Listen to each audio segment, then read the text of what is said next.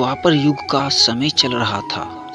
पांडव वनवासी जीवन जी रहे थे और महाकपटी दुर्योधन हस्तिनापुर में एक राजविलासी जीवन जी रहा था।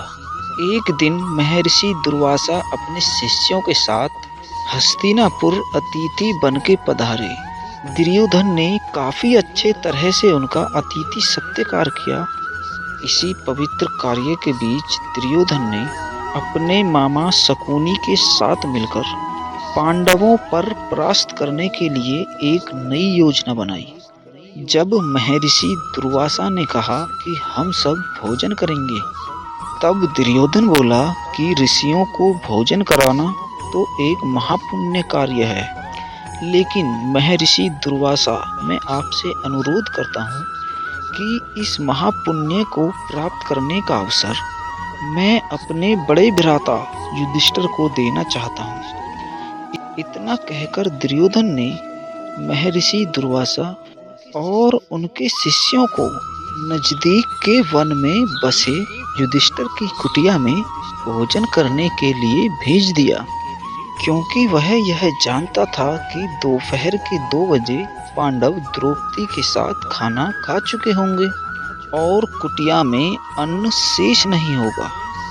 कुछ ही समय में महर्षि दुर्वासा अपने शिष्यों के साथ पांडवों की कुटिया पर पहुंच गए। वहां युधिष्ठिर ने उनका बड़े आदर के साथ स्वागत किया। महर्षि दुर्वासा ने युधिष्ठिर को दुर्योधन के साथ हुआ अपना सारा वार्तालाप बता दिया और कहा कि मैं और मेरे शिष्य स्नान के बाद भोजन ग्रहण करेंगे। इतना कहकर वो सभी ऋषिगण स्नान करने के लिए नदी पर चले गए। धर्मराज युधिष्ठिर ने यह बात तुरंत जाकर द्रौपदी को बताई। द्रौपदी ने कहा, इस वक्त तो हमारे पास कुछ भी भोजन शेष नहीं है।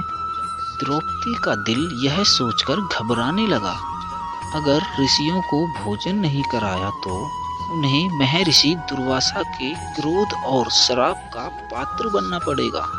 उस कठिन घड़ी में द्रौपदी अपने मित्र कृष्ण को याद करने लगी। उसी वक्त लीलाधर कृष्ण ने द्रौपदी की कुटिया के अंदर प्रवेश किया।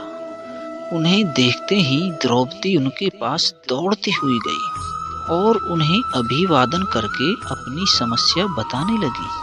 कृष्ण ने कहा, द्रौपदी तुम अपनी समस्या को कुछ समय के लिए भूल जाओ और सबसे पहले तुम मुझे कुछ खाने को दो, मुझे बड़ी जोरों की भूख लगी है। तब द्रौपदी ने अक्षय पात्र लाकर कृष्ण के हाथ में दे दिया, साथ ही अपनी समस्या भी बताई। महर्षि दुर्वासा और उनके शिष्य कुछ देर में भोजन करने के लिए आने वाले हैं, लेकिन घर में तो जरा सा भी भोजन शेष नहीं है। द्रौपदी की बातें सुनकर श्री कृष्ण मुस्कुराए और पात्र में देखने लगे। उस पात्र में चावल का केवल एक दाना बचा था। उसे देखकर भगवान कृष्ण बोले, ये क्या, इसमें तो बहुत खाना बचा है। और वह चावल का बचा हुआ दाना उन्होंने खा लिया।